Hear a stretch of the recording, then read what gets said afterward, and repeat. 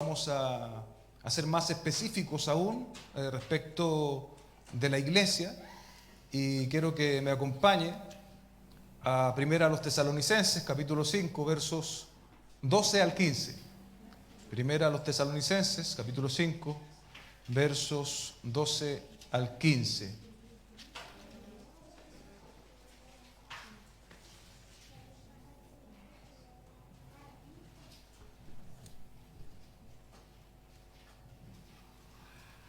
Vamos a dar lectura en el nombre del Señor. Amén. Pero les rogamos, hermanos, que reconozcan a los que con diligencia trabajan entre ustedes y los dirigen en el Señor y los instruyen, y que los tengan en muy alta estima con amor por causa de su trabajo, vivan en paz los unos con los otros. Les exhortamos, hermanos, a que amonesten a los indisciplinados, animen a los desalentados, sostengan a los débiles y sean pacientes con todos. Miren que ninguno devuelva a otro mal por mal, sino que procuren siempre lo bueno los unos con los otros y para con todos. Señor, hemos leído tu palabra. Te pedimos como iglesia local, como congregación, que tú nos hables, Señor. Que nuestro oído pueda estar atento, que todas esas distracciones propias de nuestra humanidad puedan ser acalladas, Señor, para que todo lo que sea dicho en conformidad a tu palabra pueda resonar fuerte en nuestro corazón, en nuestro interior, pueda encontrar, Señor, un lugar donde dar fruto, donde crecer. Te lo pedimos en el nombre de Jesús, nuestro Señor. Amén y amén. El nombre de la predicación de esta mañana es Aspiraciones prácticas de una iglesia saludable. Aspiraciones prácticas de una iglesia saludable. La iglesia, y lo sabemos bien, es un organismo, ¿sí?, heterogéneo, compuesto por personas de diferentes contextos. Amén. Por ejemplo, en educación vamos a encontrar hermanos que tendrán estudios universitarios, otros de enseñanza media, otros básicos, e incluso alguien que no tuvo la posibilidad de estudiar va a ser parte de la iglesia. Amén. Nacionalidad, ¿qué podemos decir? Hemos sido bendecidos desde el regreso de la pandemia en nuestra iglesia. Tenemos hermanos, no se me va a olvidar ninguno, estoy concentrado. Tenemos hermanos de Venezuela, de Colombia, tenemos hermanos de Argentina, cuando no los nombro se duelen, de Argentina, lo vuelvo a decir. Y también hace muy poco se integró un matrimonio donde Abigail es de Paraguay. Amén. Y bueno, nosotros los chilenos, digamos. Entonces tenemos esta realidad ya instalada en nuestra congregación. Hay personas de diferentes nacionalidades, lo que sugiere un contexto y una forma a veces distinta de ver las cosas. Amén. Pero aquí nos ha traído el Señor como un solo cuerpo, como veíamos hace 2 semanas en 1 Corintios 12. También hay distintos niveles socioeconómicos.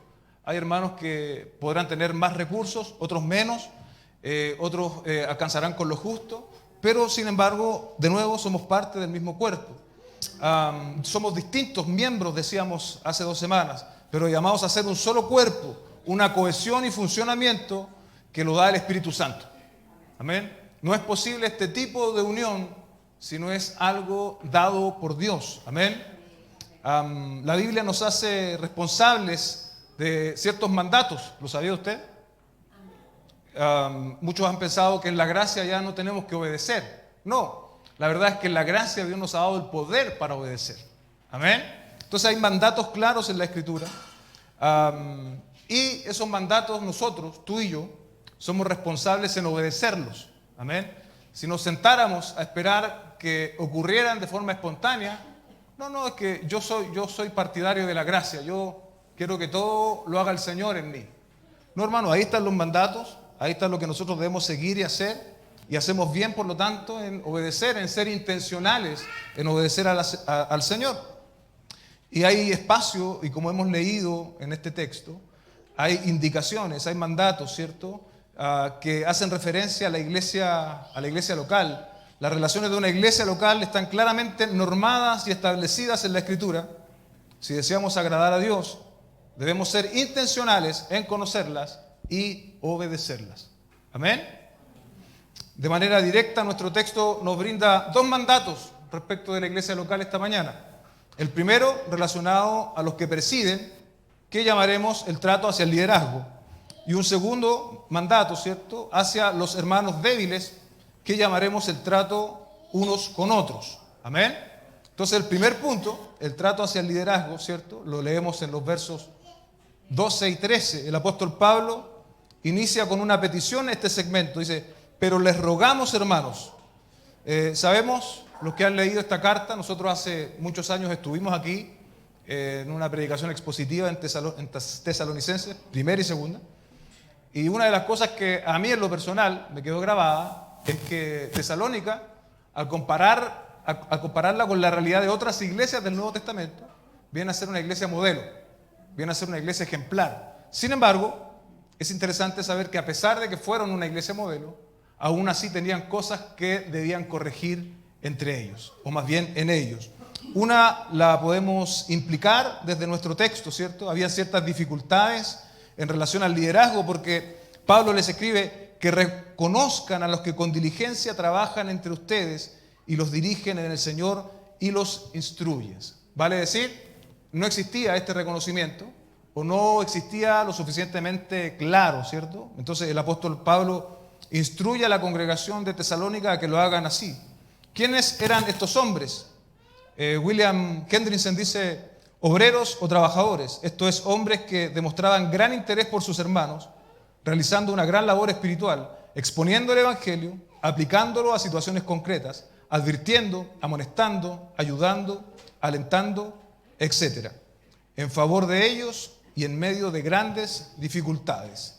Es posible que esta comunidad de creyentes en Tesalónica, relativamente nueva, ¿no?, miraba con cierta desconfianza a quienes estaban puestos como líderes. Y eso es muy común cuando el liderazgo a veces es muy joven o el liderazgo ha surgido desde las propias bancas, ¿sí? Entonces se mira con cierta desconfianza. Es altamente probable que eso estuviese pasando en Tesalónica. Por eso el texto nos dice que reconozcan con diligencia. ¿Entendemos ese término, no? Es como que no es algo para dejar para más tarde, para los próximos meses, para los próximos años.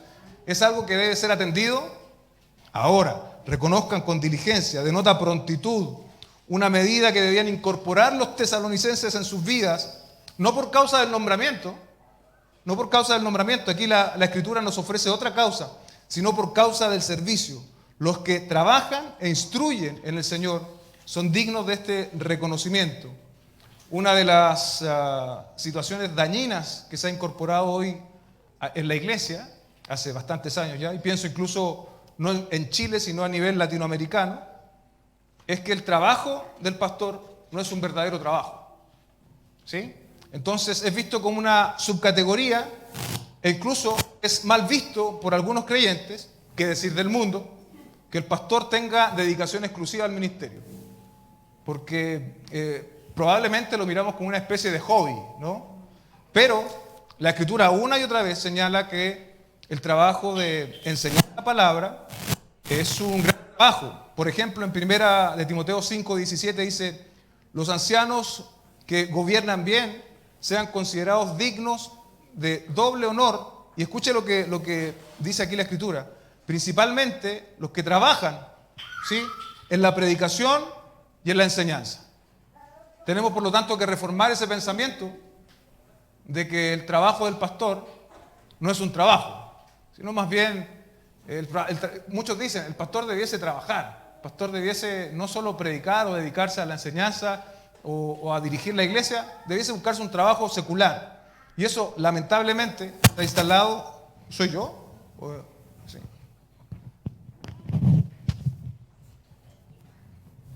Eso, lamentablemente, les decía, iglesia, se ha instalado aún dentro de nuestras iglesias. ¿Qué caracterizó a este liderazgo? Trabajo, dirección en el Señor e instrucción. Y note que el texto nos dice que todas estas acciones de trabajo, dirección en el Señor e instrucción se daban entre ustedes. Amén, entre ustedes. En el contexto de la iglesia de Tesalónica se daba ese trabajo. También, otro asunto que podemos ver con bastante frecuencia es que reconocemos con diligencia a los pastores de iglesias conocidas, ¿sí? Los pastores que salen en YouTube, los pastores famosos, que por cierto en lo personal doy gracias al Señor por ellos. Doy gracias al Señor por cada uno de ellos, han sido de beneficio para mi propia vida espiritual. Pero aquí el propio apóstol Pablo no llama la atención sobre sí. Él no está llamando a que le reconozcan a él. Está llamando a que reconozcan ¿a quién? A los que trabajan entre ustedes. Amén. A los que trabajan entre ustedes. El trabajo aquí literalmente es exhibir un esfuerzo, ahínco, hasta el punto de quedar exhaustos.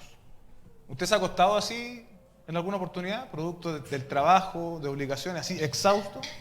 Bueno, la Escritura dice que los que se dedican a la enseñanza llegan a este límite muchas veces. Me parece que R.C. Sproul decía en alguno de sus libros que un pastor bautista al predicar podía bajar varios kilos. No sé si se refería al ejercicio de la predicación o a todo lo que involucra, pero da un poco el énfasis, ¿cierto?, de que predicar la palabra no debe ser visto por nosotros como iglesia como un hobby. El trabajo del pastor no debe ser visto como una alternativa, sino que debe ser visto como lo que es, como lo que la Biblia describe que es. En particular, iglesia, a quienes trabajan entre ustedes. ¿Cómo debe responder la iglesia frente a este tipo de hombres que trabajan entre ustedes, que los dirigen en el Señor? Dice el texto en el versículo 13, y que los tengan en muy alta estima con amor por causa de su trabajo. De nuevo utiliza la palabra trabajo. Vivan en paz los unos con los otros. Se les debe reconocer esto, ¿no? Tenerles en muy alta estima.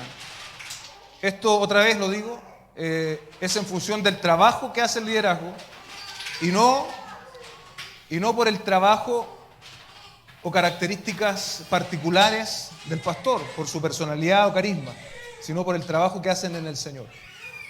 En el mundo evangélico, en general, tenemos presentaciones extremas respecto de la relación de los creyentes con el liderazgo. Yo lo voy a llamar así. Hay un ala extrema que dice, más bien se comportan como en una especie de pseudo-idolatría. Y en el otro extremo tenemos una indiferencia que yo llamaré ciega y muda. La primera, ¿cierto?, esta pseudo-idolatría, tiene lugar donde a los pastores se le da un trato como si fuesen superiores, como si fuesen incuestionables, como si fuesen más dignos que el resto de la congregación, lo cual no es cierto. ¿Amén? Y en el otro extremo, ¿sí?, tenemos, estos que describo recién, llegan a ser una especie de mini papas en las iglesias, ¿sí? Son dignos de pleitesía, de honor, se les va a buscar cuando salen del auto, un montón de cosas, hermanos, que hemos ido heredando, que no dicen relación con lo que la Biblia enseña. Y en el otro extremo, también para caracterizar, ¿no?, una indiferencia que es ciega. ¿Por qué yo digo que es ciega? Porque no es capaz de ver el trabajo del pastor. Y como es ciega, no es capaz de reconocerlo, es decir, es muda. ¿Amén? Lamentablemente solemos pasar de un extremo al otro, ¿sí? Cuando hemos estado en contextos donde tenemos estas grandes personalidades como pastores, que ellos mismos, ¿cierto?, motivan esta pseudo-idolatría, nos hastiamos de ese concepto y creemos que todos los pastores son así y transitamos rápidamente a la indiferencia. Amén. Lo que la palabra nos enseña es que debemos andar en lo que la Biblia enseña. Dice, los tengan en muy alta estima con amor por causa de su trabajo. Hebreos 13:7 nos complementa al decir, acuérdense de sus guías que les hablaron la palabra de Dios y considerando el resultado de su conducta, imiten su fe. El resultado de esto, hermanos, es que la relación entre los pastores y la congregación es que, dice al final el texto, vivan en paz los unos con los otros. Amén. Vivan en paz los unos con los otros. Una pregunta de aplicación para nosotros hoy es ¿dónde estamos como iglesia local? Estimar en amor claramente no es idolatrar al pastor. El amor bíblico tiene un componente inalienable. ¿Qué quiero decir con esto? Que no se puede separar de la verdad.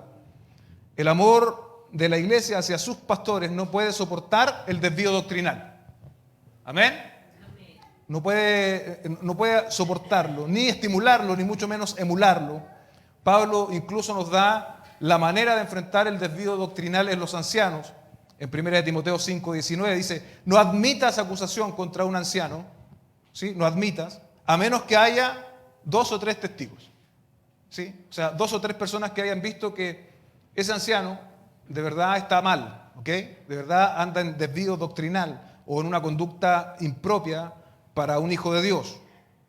Las relaciones de una iglesia local, como hemos visto hasta este punto, este va a ser más corto, este punto, el posterior va a ser más largo, están claramente normadas en la Escritura y nosotros, si deseamos agradar a Dios, tenemos que conocerlas y obedecerlas. ¿Amén? Nuestro segundo punto es el trato los unos con los otros, donde leemos en el verso 14, les exhortamos, hermanos, a que amonesten a los indisciplinados, animen a los desalentados, sostengan a los débiles y sean pacientes con todos. Verso 15, miren que ninguno devuelva al otro mal por mal, sino que procuren siempre lo bueno, los unos para con los otros y para con todos. Aquí hay algo que llama mi atención en el verso 14. Se reconocen distintas debilidades en los miembros de la iglesia en Tesalónica. ¿Lo ve usted? Y no hay una respuesta única para esas distintas debilidades, sino que hay distintas respuestas. Pero esas respuestas obviamente son en base a la verdad revelada, ¿cierto? Hay quienes quieren utilizar siempre la misma respuesta a todo, a cualquier tipo de situación que no es fiel a lo que el Señor ha revelado. Quieren rápidamente aplicar disciplina. Pero el texto aquí nos enseña cierto grado de tolerancia y nos enseña también que no siempre debemos responder de la misma forma. Esto es importante. Respondemos siempre en base a la Escritura, pero no siempre de la misma forma, frente a las debilidades de nuestros hermanos. Amén. A los indisciplinados, dice el texto, amonestar. A los desalentados, animar. A los débiles, sostener. Y algo transversal y necesario en este trato es ser paciente, según hemos leído en la Escritura. Hendrickson dice otra vez, así, los desordenados, es decir, los que caminan irregularmente como soldados que marchan o a destiempo en las filas, son fanáticos, entrometidos y haraganes. Los de poco ánimo son probablemente los preocupados por los amigos y parientes que habían partido o por su propia condición espiritual, y los débiles bien podían ser los que se caracterizaban por su tendencia hacia la inmoralidad. Dice el texto, les exhortamos, hermanos. No dice, les exhortamos pastores, les exhortamos liderazgo, les exhortamos diáconos, les exhortamos hermanos. Amén. Es decir, la acción nos compromete a todos y cada uno de nosotros. No solo a algunos, sino a cada uno de nosotros. La expresión es amplia en este sentido y no es un llamado particular a un segmento de la congregación, sino a todos. La exhortación sugiere, la palabra exhortación, que nos coloquemos al lado de la persona, que estemos junto con la persona. Cada característica de inmadurez supone una respuesta diferente, como dijimos recién. No son descartados, amén, sino que son amonestados, animados, sostenidos. Hay una tendencia muchas veces en algunos de nosotros de sentarnos en la silla del juez cuando vemos cierta inmadurez, poco progreso en una persona que se está acercando a la fe, y rápidamente lo tildamos de no creyente. No, él es un no creyente. Él no se ha convertido, él no ha nacido de nuevo.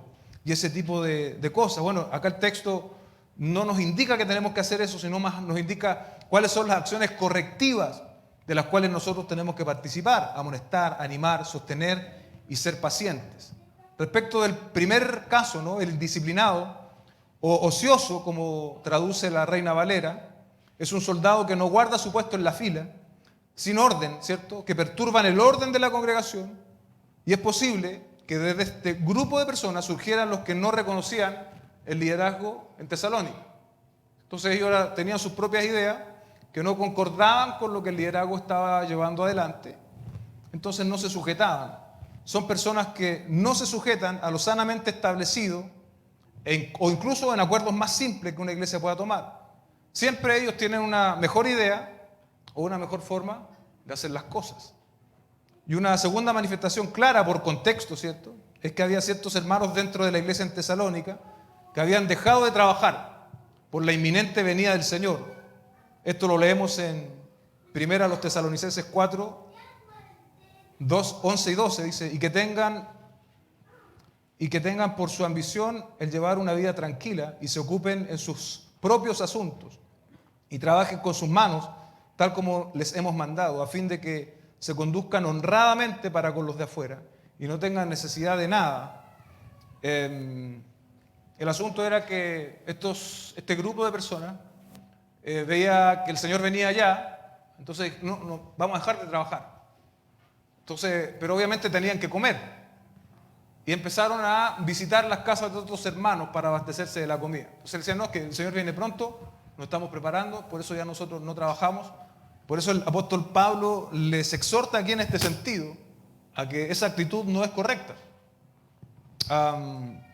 Y esta indisciplina no es otra cosa que la vida ociosa disfrazada de espiritualidad. Vida ociosa disfrazada de espiritualidad. Es peligroso, ¿cierto?, el ser indisciplinado, el ser ocioso.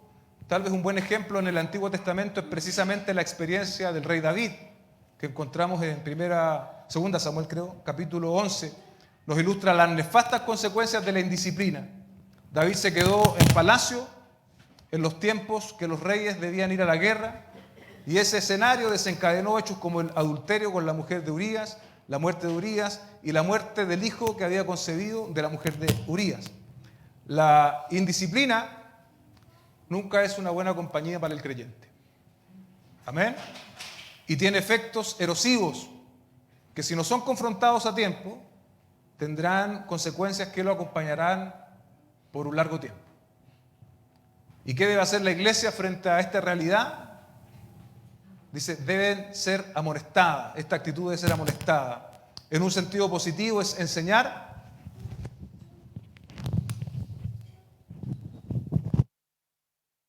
En un sentido positivo es enseñar y en uno negativo es corregir.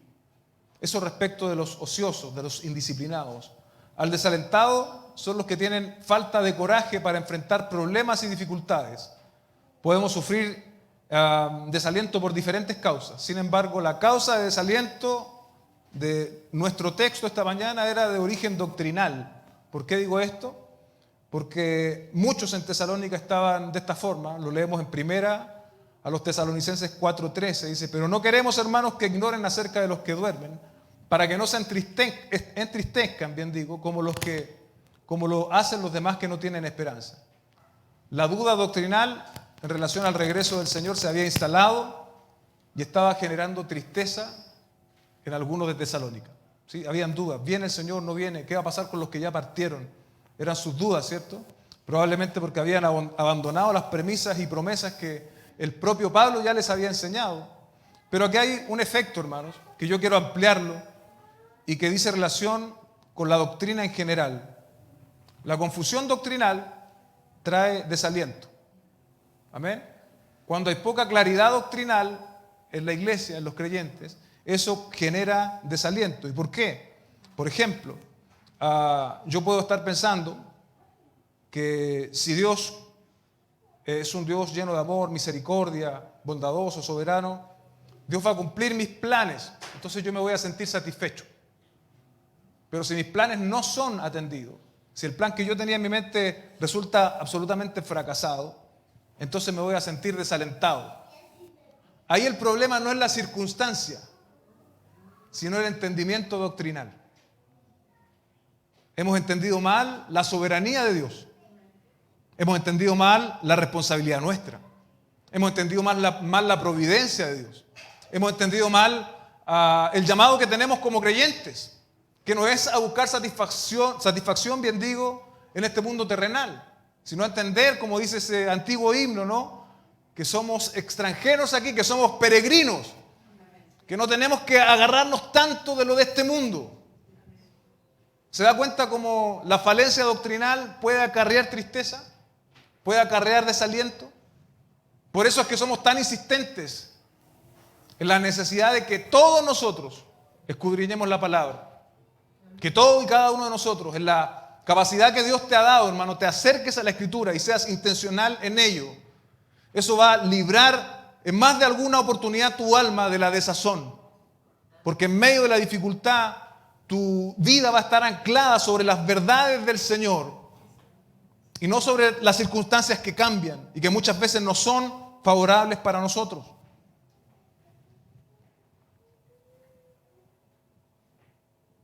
Muchos creyentes están desalentados hoy porque voluntariamente no han querido profundizar en la palabra del Señor. La soberanía de Dios para ellos es limitada y la responsabilidad del hombre, como dije antes, está distorsionada de manera conveniente. Entonces, cuando las cosas no suceden según mi esquema, responsabilizamos a Dios. Y cuando ocurren según lo planeado, entonces yo recibo los créditos. Escuche bien con atención lo que voy a decir ahora. Cuanto más conozcamos al Dios revelado en la Escritura, de mejor manera enfrentaremos el desaliento. Por cierto, que nos tocará enfrentarlo. ¿Sí? Cuanto más conozcamos al Dios revelado en la Escritura, de mejor manera enfrentaremos el desaliento, que por cierto, vamos a tener que enfrentarlo. ¿Qué hacemos cuando un hermano está así? El texto es claro: animen a los desalentados. Necesitamos, por lo tanto, dar apoyo espiritual, por supuesto, amparados en la verdad de la palabra del Señor. Cuando ese desaliento, ¿cierto?, tiene origen doctrinal, y como hemos visto, estos desalientos de origen doctrinal pueden ser más amplios incluso de lo que nosotros imaginamos. El texto nos dice: sostengan a los débiles. Decía esta idea yo antes, ¿no? Lo rápido que somos para descartar a las personas. Quizás, amado hermano, hermana, hoy día tú no eres el debilitado. Quizás hoy día tú te sientes fuerte en la fe. Pero el día de mañana puede ser tú. Los zigzagueantes, los inmaduros, los inconstantes requieren de nuestro apoyo, de nuestro sostén. Me acordaba, mientras preparaba esta predicación, de la experiencia de un pastor que he tenido la oportunidad de compartir en más de alguna oportunidad, quien perdió a su hija en un accidente, su hija adolescente de 11 o 12 años. La perdió. La niña estaba en un campamento cristiano, y su hija murió. Tuvimos la oportunidad de compartir con él en el programa, y él decía, una de las cosas que él sintió que faltó tal vez respecto de la congregación, ¿no? No era tanto que vinieran con algún texto bíblico o con algo extraordinario, sino simplemente el hecho de estar ahí, de sostenerle, tal vez simplemente escucharle, o tal vez simplemente estar con él en esa situación de dolor. Porque claro, como él era el pastor, entonces la congregación se sentía un poco, no con las herramientas para poder apoyarle, pero él dijo: si hay algo que yo eché de menos y que en algún punto, por la gracia del Señor, se dio, era la compañía de los hermanos. No tanto las palabras adecuadas o cierta postura, sino simplemente sentirse acompañado. O como dice el texto, sostenidos. A veces nos enredamos, hermanos. Y a veces lo que el hermano debilitado está necesitando es simplemente tu compañía. Es simplemente tu sostén, tu apoyo.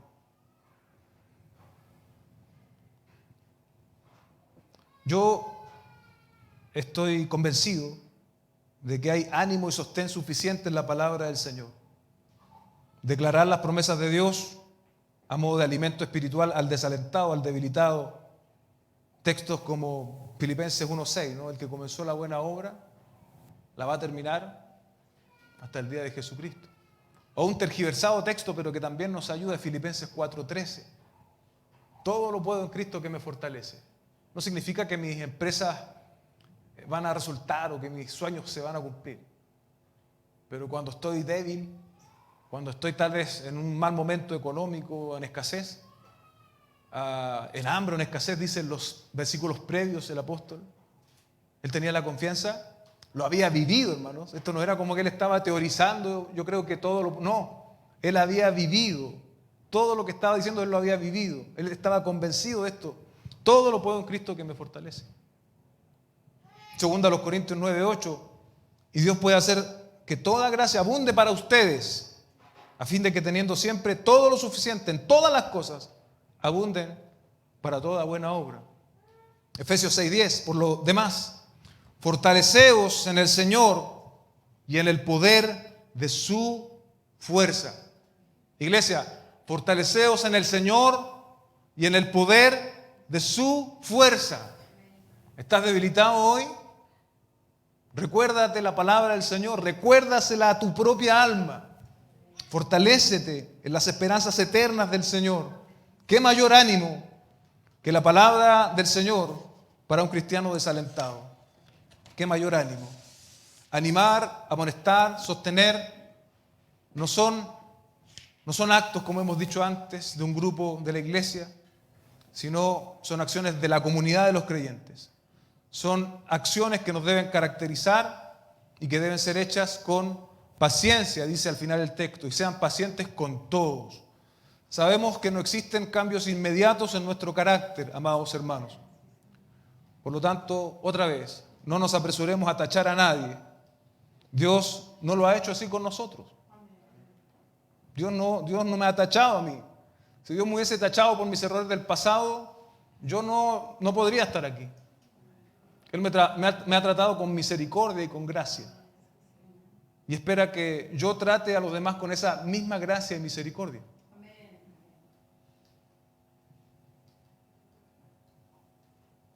Cuán paciente ha sido Dios con cada uno de nosotros, ¿no?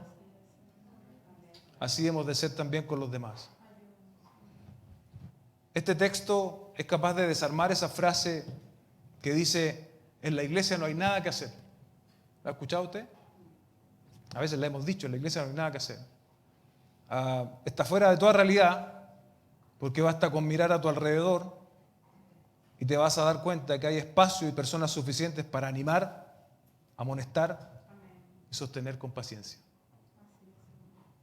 Finalmente el versículo 15 dice: miren, que ninguno devuelva a otro mal por mal, sino que procuren siempre lo bueno, los unos para con los otros y para con todos. Donde existan personas, habrá diferencias y conflictos. No escaparon las iglesias fundadas por los mismos apóstoles, amados hermanos. Tampoco las iglesias de la actualidad, y tampoco nosotros vamos a escapar de ello. ¿Qué debemos perseguir? El texto es claro: no devolver mal por mal, una conducta común, ¿cierto?, referente a la venganza entre los no creyentes, pero es evidente que también se daba entre los creyentes, por eso el apóstol Pablo lo está diciendo. Y en 1 Corintios 6, 7, 8, para complementar, dice así que en efecto ya es un fallo entre ustedes el hecho que tengan litigios entre sí. ¿Por qué no sufren mejor la injusticia? ¿Por qué no ser mejor defraudados? Por el contrario, ustedes mismos cometen injusticia y defraudan, y esto aún a sus propios hermanos. Había defectos en las iglesias, en las primeras iglesias, ¿sí? No eran iglesias perfectas. Y en el caso que hemos leído recién, los corintios estaban llevando a litigios públicos a sus hermanos para resolver los conflictos. Entonces Pablo le dice: no hay una persona sabia entre ustedes que pueda resolver esto. Se debe hacer de esa forma. Y es más, y aquí les dice: ¿por qué mejor no sufren la injusticia? En lugar de que el nombre del Señor sea desacreditado a causa nuestra. El mandato, ¿cierto?, contra la venganza personal está basado en la misma enseñanza del Señor Jesucristo, que nosotros leemos en Mateo capítulo 5, verso 44 al 48. Leámoslo para un mayor complemento.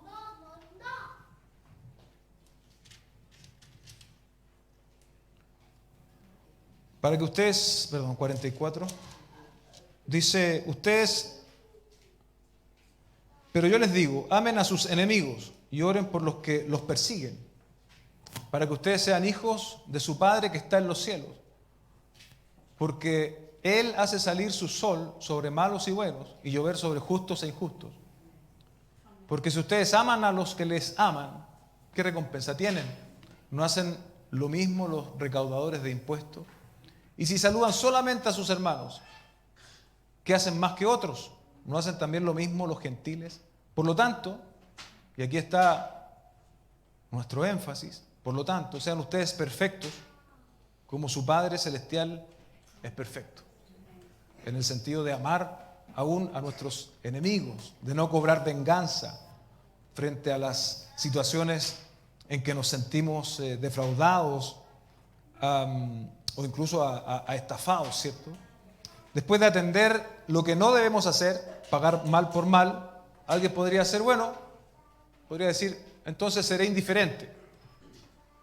Pero no es la norma de Dios que seamos indiferentes. Dice, sino que procuren siempre lo bueno los unos para con los otros y para con todos. Por lo tanto, la indiferencia no es la meta, sino hacer lo bueno. En cierto modo es necesario para, ¿cómo decirlo?, para aplicarnos bondad entre nosotros, es necesario que nos conozcamos. Yo creo que, en cierto modo, unos más, otros menos, tenemos esto de no exponer nuestras debilidades, de siempre querer dar una buena imagen a los demás. Y eso nos hace estar como una especie de ostra, ¿no? Que no se da a conocer. Y cuando no nos damos a conocer, no nos podemos ayudar.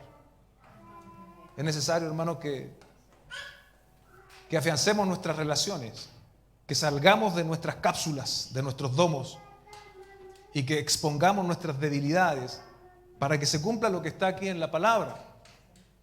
¿Cómo vamos a ejercer bondad si no nos conocemos?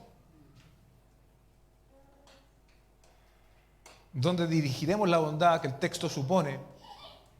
No es un llamado ciertamente a que todos seamos los mejores amigos, pero es a reconocer un hecho fundamental, iglesia, y es que tú has sido colocado por Dios en esta familia de la fe.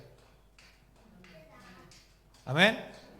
Y así como las familias consanguíneas no son perfectas, esta familia de la fe tampoco lo es. Pero por eso Dios nos ha dado su palabra para corregirnos, para empujarnos, para apoyarnos, para bendecirnos, para estar los unos con los otros. Leamos nuevamente el verso 15, dice, miren que ninguno devuelva a otro mal por mal, sino que procuren siempre lo bueno, los unos con los otros, la iglesia local, y para con todos, es decir, más allá de la iglesia local. Gálatas 6:10 dice, así que entonces hagamos bien a todos según tengamos oportunidad, especialmente a los de la familia de la fe. Hay un énfasis, una prioridad en la familia de la fe, pero que incluso se extiende más allá de la familia de la fe, a practicar misericordia y bondad. Las relaciones, amados hermanos, nuestras relaciones de iglesia local están claramente establecidas, normadas en la Escritura. Y si nuestra intención es agradar a Dios, debemos ser, por cierto, intencionales en conocerlas, como este texto esta mañana nos señala, y en obedecerlas. Amén. Le pido que cierre sus ojos, vamos a orar. Buen Dios y Padre Celestial, te damos gracias esta mañana. Reconocemos tu misericordia y tu gracia abundante sobre nuestras vidas. Lo cierto es que experimentamos en esta vida, Señor, vaivenes, momentos difíciles, dificultades, diferencias. Aquí en este mismo lugar hay personas de distintos contextos y que ahora mismo están muchos sufriendo distintas situaciones, Señor. Por supuesto, tú nos has dado tu palabra para instruirnos, para corregirnos, pero también nos has hecho parte de una congregación, de una iglesia local. Te pido, Señor, que tú, a través de tu Espíritu, nos convenzas de esa verdad. Que lo cierto es que somos más débiles de lo que pensamos que somos. Y que necesitamos ser apoyados por otros hermanos, por otras hermanas. Que necesitamos contar con sus oraciones. Tal vez con un llamado, Señor. Tal vez con un oído que pueda escuchar lo que está pasando. Ayúdanos, Señor. Reconocemos, por cierto, nuestra adolescencia en este sentido. Y te pedimos como congregación local que tú nos corrijas, que tú nos ayudes, Señor. Día tras día, Señor, conforme pasa el tiempo, sigamos madurando, Señor. Sigamos creciendo. Sigamos estableciendo esta relación que establece tu palabra, los unos con otros. Que exista más unos con otros en este lugar, Señor. De manera que estemos mejor establecidos en los momentos de dificultad, Señor. Te damos gracias porque tu palabra es clara, Señor, y hoy día nosotros, al oírla e incluso al retirarnos a nuestros hogares, nos vamos responsables de los que hemos escuchado, Señor. Te bendecimos, te adoramos en el nombre de Jesús nuestro Señor. Amén y amén.